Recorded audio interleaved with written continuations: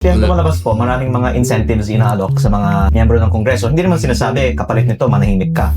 Pero, syempre, pag maingay ka, hindi ka nakakakuha ng ibang mga incentives. Anong mga incentives yun? Yung isa, pinakita sa akin ng isang member ng House Appropriations Committee, mga budget items worth 151 million, kasama ang TUPAD, AIX, MAIP, Farm to Market Road, DPWH budget. Ang lumalabas, pag uma-attend ka sa mga meetings, meron kang incentive. Minsan, may kailangan na iboto ng Kongreso, ang mga members after passage may incentive. Magkano incentive? On October 13, after the approval on second reading of the 2026 budget, there was 1.5 million pesos that was given, which, according to Congressman Toby Chanco, is always given pag may break. 1.5 Cash na Cash? OO ito. Wow. Nilinaw ni Deputy Speaker Ronnie Puno na yung 2 million naman na ibinigay nung Desyembre ay hindi bonus, kung hindi additional funding for your Christmas requirements. At ang 2 million na ito ay ibinigay din halos kasabay ng approval naman ng BICAM ng 2026 budget. Yung 1.5 million pesos, ang kalahatan yan o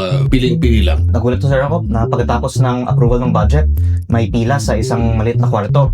At Saan korto yan? iba-iba po eh. Dinidivide up nila yung mga distribution centers. At gusto ko lang naman lumabas ang katotohanan.